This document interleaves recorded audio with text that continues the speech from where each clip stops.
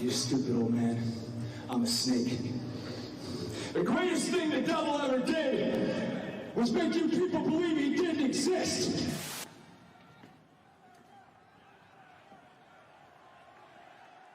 Yeah, they got a masked person. It was MJF. We knew it. Unmasked himself. And it was MJF. He said, and I am the devil himself. With that scarf on.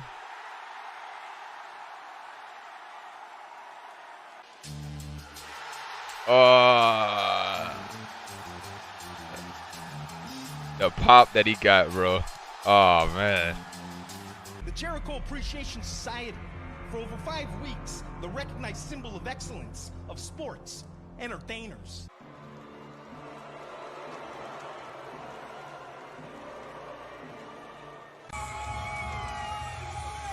Introducing the next competitor, Ryan Osson.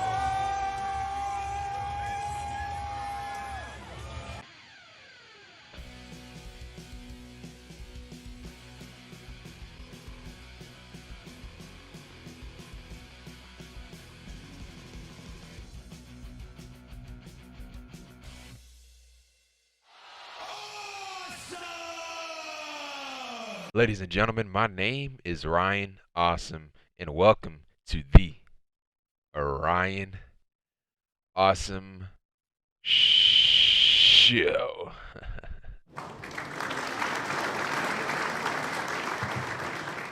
Now today on the Ryan Awesome Show, we'll be talking about AEW All Out for 2022. So yeah, it was a great show, man. Great show. Great night of wrestling.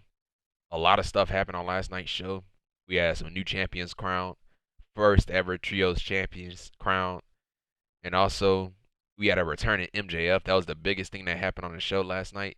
MJF made his return after being gone since June. That was the last time we saw him in AEW, and now he's finally back. He came out as a masked person, and he won the casino ladder match, which gave him the opportunity to fight for the AEW World Championship. And speaking of the AEW World Championship, CM Punk and Jon Moxley, they had a great match. But the ending, I said this in my last video, if they would have gave the win to Punk, what would have been the point of taking the championship off of him only to put it back on him? That was my question. I thought Moxley was going to retain. But you know, the story is with CM Punk and MJF. But if you wanted Punk to have the championship all along, you never should have had the match on Dynamite. That was the whole thing. Yeah, that's all I got to say about that. But yeah, MJF is back, and he was missed too, man. He really was. He had a major pop, bro. He had a major pop. Just like what I said earlier, man, we had a lot of great matches. And I'm going to talk about them as I go through the show. So yeah, so this is the AEW All Out review, 2022 review on the Ryan Awesome Show. I say this all the time: like, comment, and subscribe to the channel because I'm here each and every single week. Last night for AEW All Out, they were live in Chicago, Illinois, and I watched the pre-show, but I didn't take notes in the pre-show. But Hook, he retained his FTW championship. Eddie Kingston, he defeated Tomohiro Ishii. Ty Mello and Sammy Guevara, they beat Ortiz and Ruby Soho. Ruby Soho got hurt in that match. I think she broke her nose or something like that. She almost broke her neck too. And we had Kip Sabian and Pac. They went at it for the All-Atlantic Championship. Pac, he retained his championship. And I think that was it. I think I might be missing one, but I think that was it. So yeah, so that was it with the pre-show. Now the casino ladder match. It was a brutal match, dude. But it got ruined, man. It got ruined. So the casino ladder match, we had Wheeler Yuta, who is the Ring of Honor Pure Champion. Rey Fenix, Rouge, Andrade El Idolo, Claudio Castagnoli, who is the Ring of Honor World Champion. Dante Martin, Penta El Cerro Miedo, they were all in the match, and so the match got interrupted by some masked people that were masked. And so, man, I was joking. I was like, is that Retribution? But yeah, they took out all the competitors in this match. And so we had another masked person that he had climbed the ladder, and he grabbed the poker chip, and he unmasked himself, and it was Stokely Hathaway. So it was Stokely Hathaway in his stable that he's been creating. And so it was Stokely Hathaway, and the rest of these guys, they unmasked themselves. It was Stokely Hathaway, the Gun Club, Lee Moriarty, Ethan Page, and W. Morrissey. And so, yeah, and then the final entrant was the Joker. and then the Joker, he was also masked. And so the Joker was walking to the ring. I was like they played some 60s music. I was like, man, who is this? So the person walked out.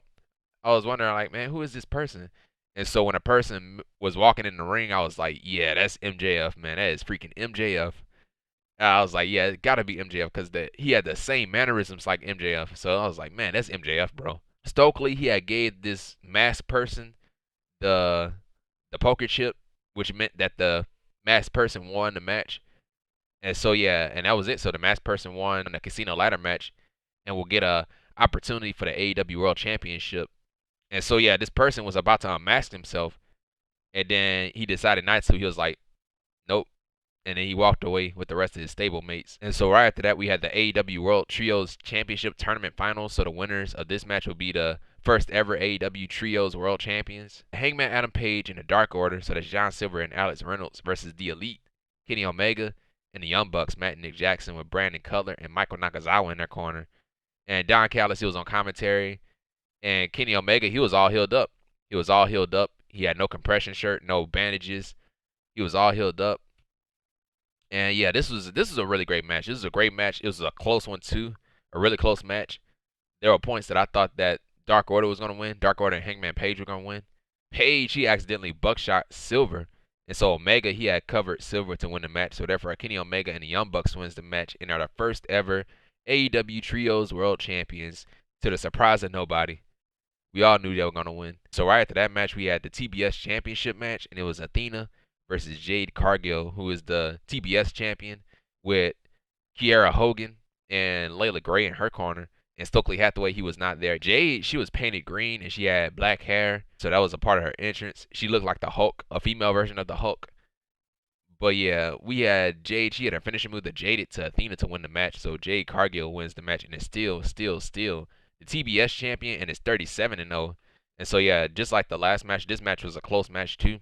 Now, in the very beginning, I thought that Athena was going to win the match because she hit her with that Eclipse, and I thought that was it. So right after that, Alex Marvez, he had spoke to CM Punk earlier, and he was walking his dog. Yeah, CM Punk was walking his dog, Larry. They had the medium scrum. They had the media scrum, and Punk, he had a lot of heat. He got a lot of heat by talking about Colt Cabana and the Bucks and Kenny Omega and Hangman Adam Page. All right, so thank you, Cage Side Seats. Thank you, Cage Side Seats, for pulling up the transcript. CM Punk and Ace Steel, they were together. Punk, he had laughed off the idea of ever being 100% going into the fight. And Punk, he had said that Jon Moxley has an easy target in his left foot, but he's not just fighting CM Punk. He's fighting the entire city of Chicago, and he might have beat him once, but he can't do it twice. And so that was it with that. Now, right after that, we had the Trios match, and this is a match that I was looking forward to too. But yeah, Trios match, a match that I was looking forward to. And we had Jay Lethal and the Motor City Machine Guns making an AEW appearance, first ever AEW appearance in the ring. So yeah, Jay Lethal and the Motor City Machine Guns, that's Chris Sabin and Alex Shelley, with Sonjay, Dutt, and Satnam Singh in their corner, versus the Pinnacle. So that's Wardlow, who is the TNT champion, and FTR, who are the IWGP, Ring of Honor, and AAA Tag Team Champions, Dax Harwood and Cash Wheeler. It was great seeing FTR and the Motor City Machine Guns go at it, man. FTR is one of my favorite tag teams, and the Motor City Machine Guns, they were my favorite tag team in Impact. So we had 4 Powerbomb Symphonies to Lethal from Wardlow to win the match, so therefore the Pinnacle wins the match. And right after the match, Jay Lethal and the rest of the heels, they try to take out FTR and Wardlow. But we heard Samoa Joe's theme music. Samoa Joe is the Ring of Honor TV champion. Samoa Joe is back, and he took out the heels. Dax Harwood's daughter came out. His daughter named Miss Finley. She came out, and she broke Sonjay's pencil. And then Sonjay, he had got taken out by somebody. And so Dax's daughter, she had put her foot over Sonjay Dutt. And so the referee counted 1, 2, 3. And so that was it. You know, because Sonjay Dutt, he had a shirt earlier that said, fight like an 8-year-old little brat, or something like that, it said. And so, yeah, so she got her revenge. So that was sweet. So right after that, we had Powerhouse Hobbs versus Ricky Starks. Yeah, this was, I was expecting Starks to win, but I see why Hobbs won the match. But yeah, Hobbs, he had a spine buster to Starks to win the match, so therefore Powerhouse Hobbs wins the match. And then right after that, we had the AEW World Tag Team Championship match. It was Swerve and Our Glory, who are the AEW World Tag Team Champions, Swerve Strickland and Keith Lee, versus the Acclaimed. So that's Max Caster and Anthony Bowens with Billy Gunn in their corner. This right here, man, the crowd, they were into this match, dude. They were into this match. They turned on Swerve in Our Glory, and they cheered for the Acclaimed. A very close match, too. Caster, he had AA, attitude adjustment to Lee. So shout out to John Cena. Swerve in Our Glory, they hit their tag team finishing move to Bowens to win the match. So Swerve in Our Glory wins the match and are still the AEW World Tag Team Champions. Right after the match, Swerve in Our Glory, they tried to scissor Billy Gunn. And so they ended up scissoring each other. And that was it, man. I would have gave the titles to the Acclaim, man. I would have gave it to them. Like, just based off of the crowd reaction. And, yeah. And the fact that they're over, I would have gave it to them. Because, like, dude, Keith Lee. I like Keith Lee. I like Swerve Strickland. But they are not a real tag team. They are not a real tag team. Give those titles to a real tag team. Could you imagine the pop that they would have gotten if they would have won those tag team titles, man? Oh my God, man. Right after that, we had the AEW Women's World Championship Interim Championship Match. Hikaru Shida versus Toni Storm versus Jamie Hayter versus Dr. Britt Baker, DMD, with Rebel in her corner. This is a great match, too, for the women. Shida, she had got taken out to the back, and she came back out with 2 kendo sticks. Britt and Jamie Hayter, they turned on each other in this match, too.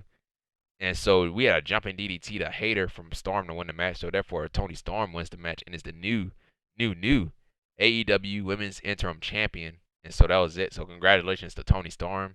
And so right after that, we had a match. It was Christian Cage versus Jungle Boy Jack Perry. And so ringside, when Christian Cage was coming out to his entrance, Jungle Boy's mom had slapped Christian in his face. She had slapped him in his face. And so Jungle Boy had came out for his entrance. And, you know, he was expecting Luchasaurus to come out with him. And so Jungle Boy was looking for Luchasaurus. He was looking through the tunnel, but Luchasaurus came out of the other tunnel, the heel tunnel. And so he showed up from behind Jungle Boy, and so he chokeslammed Jungle Boy on that grid that was on the stage. And so you saw the grid marks all over his back too, man. It looked like he got grilled on a freaking barbecue grill. It was a pyro grid. That's what it was. It was the pyro grid. So he chokeslammed on the pyro grid. And then he had powerbomb Jungle Boy through the timekeeper's table right in front of Jungle Boy's mom and his sister. The match finally started. Christian Cage, he had speared Jungle Boy, and then he had gave Jungle Boy the kill switch. And that was it, man. I did not expect this match to end that quickly, man. Like, I thought Jungle Boy, he was going to fight back, like have that fighting chance, and then eventually lose to Christian Cage. That's what I thought was going to happen. But yeah, this match ended really quickly, man. Right after that, we had Alex Marvez. He was backstage. He interviews the Death Triangle and the Best Friends with Danhausen. Orange Cassidy that came out earlier in the pre-show, and he challenged Pac to the championship match for his All-Atlantic Championship. It has been an unforgettable night of action here at All Out. Still more to come, but right now I'm catching up with 3 men who competed earlier this evening with mixed results, talking about Pac and the Lucha Brothers. Pac, you've had a long history of confrontations with Orange Cassidy. It continued after your All-Atlantic title defense on the 0 Hour show. Coming up this Wednesday night, Tony Khan has made it official. It is going to be Death Triangle against Best Friends from Buffalo, Dynamite on TBS. As for you, Lucha Brothers, quite honestly, you got robbed in the casino ladder match. Yes. Yeah. But, you know, estoy cansado. Ahora no. Phoenix says they... No. Confrontation! Confrontation! This was no confrontation. This was simply a little doggy barking up the wrong tree. All right. Hands in? Yeah. Hands in. All right. Go! Sure. Yep, I think that's it. I think, yeah, we're not. So right after that, we had the Lionheart Chris Jericho versus the American Dragon Bryan Danielson. So this is a great match, dude. Nothing but wrestling, man. Nothing but a wrestling match, a straight up wrestling match. So yeah, Mr. Regal, he was on commentary.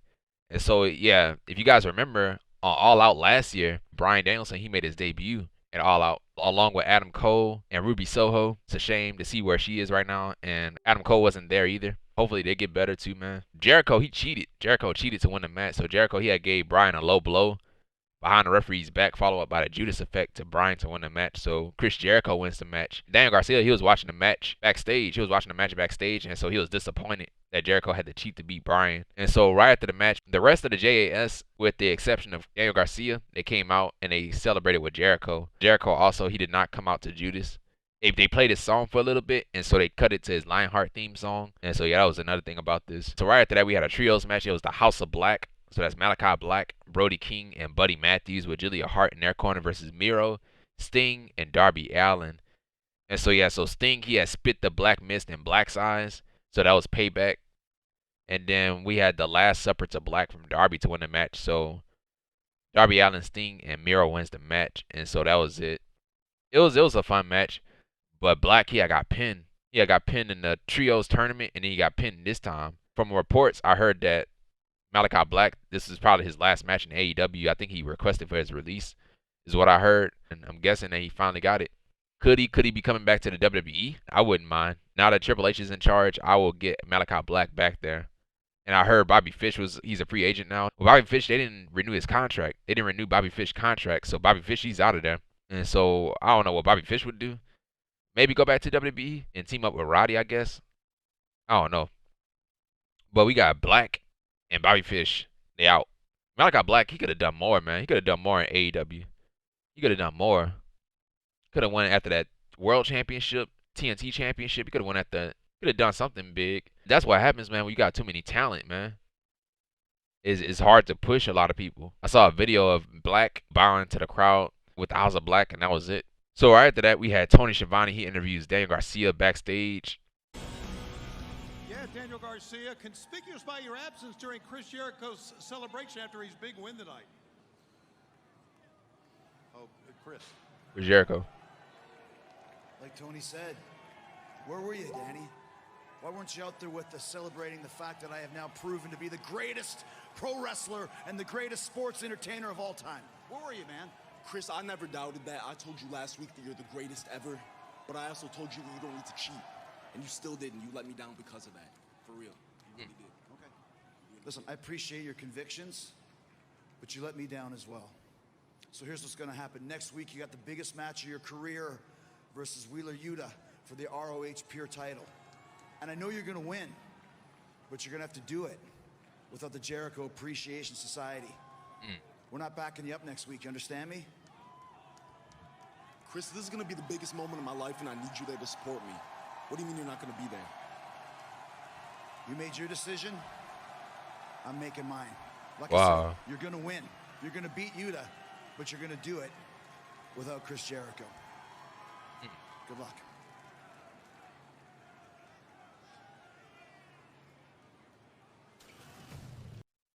And so, yeah, it was made official.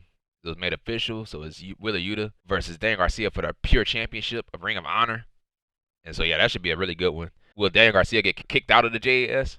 That's the question. Will he get kicked out? Right after that was the main event. The main event was for the AEW World Championship match. And it was CM Punk versus Jon Moxley, who was the AEW Undisputed World Champion. So, yeah, this was a bloody match. A bloody match. Punk was bleeding. And Moxley, he just licked the blood off of Punk. I was like, ugh. I don't know how the dude ain't caught nothing yet, man. But that's really disgusting, man. Really nasty. This was a close match. They hit each other with their finishing moves and everything. Punk, he had to go to sleep to Moxley to win the match. So therefore, CM Punk wins the match and is the new AEW World Champion. And so right after the match, the lights had cut off. And we had our voicemail from Tony Khan to MJF saying that he needs to show up at All Out and all that stuff. I'll pay you this much money. But all you have to do is show up at All Out. And so they played a old CM Punk promo. You stupid old man. I'm a snake. The greatest thing the devil ever did was make you people believe he didn't exist. Yeah, they got a masked person. It was MJF. We knew it. Unmasked himself. And it was MJF. He said, And I am the devil himself. with that scarf on.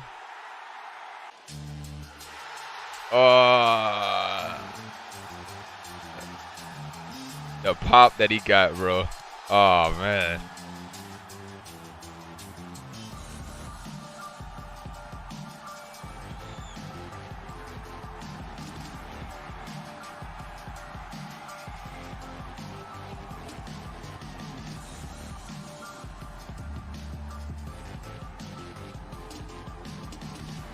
MJF, he was motioning for the championship because he was that masked person that won that casino ladder match.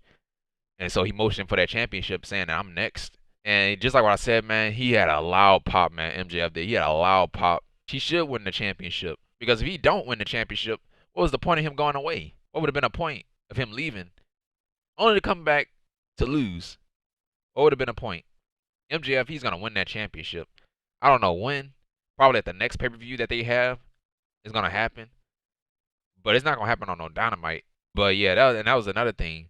That Moxley and Punk match that never should have happened on Dynamite. Never should have happened on Dynamite. Because they jobbed him out. They jobbed Punk out. They took the championship off of him, put it on Moxley, and then All Out came. All Out was like weeks apart from that Dynamite show. When All Out happened, Punk got the title back. And I was like, man, what was the point of taking the championship off of him? What was the point of having that match on Dynamite? You took the title off of, you had the match on Dynamite, you took the championship off of Punk, put it on Moxley, only to take it from Moxley to put it back on Punk. What was the point of all that? You could have avoided that by not having the match on Dynamite. When you had the match on Dynamite, you gave parts of the match away. Moxley, he did hit the paradigm shift on Punk in that match, and Punk, he kicked out of the move. The first time, he didn't. But yeah, I don't know. It was crazy, man. Crazy situation. That match never should have happened on Dynamite. You could have just saved that match for All Out. It would have came off more special. But the match was great. The match was great. But I would have got, yeah, I understand. What's done is done. I understand that. But you could have avoided all that stuff if you would have never had that match on Dynamite. MJF is back, and he should be the one to take that championship off of Punk. And the next pay-per-view, I think it's Full Gear. At Full Gear, yeah, that should be the time that they should take the title off of Punk. Yeah, MJF, man, he should have been a champion since the very beginning, man. When AEW was a thing, like right after Hangman Adam Page won a championship, that should have been MJF moment. That should have been his moment. Jericho won the championship first, and then Moxley won the championship from Jericho. Kenny Omega won the championship. Hangman Adam Page, and that's when it should have been MJF. But I see why they put it on Punk. Punk is a draw, so yeah, I see why they did it. That was it. That was it with the AEW All Out show 2022. It was a great show. Only thing I have to say, man, they gotta shorten these shows, man. Stop adding all these matches on the show. The show is way too long, bro. The show ended at 11 o'clock last night. It ended at 11 o'clock. And I was like, man, I'm way too tired, man. I'm way too tired. That's the thing, man. Those people, the people in the crowd, I wonder how they felt. Like, they've been there probably since before the show started. You know, before the pre-show started, and they had to sit there. Because the pre-show started at 6 o'clock Central Time. And then the show started at 7. And thing ended at 11 o'clock. So 4 or 5 hours. That is way too long for a pay-per-view, man.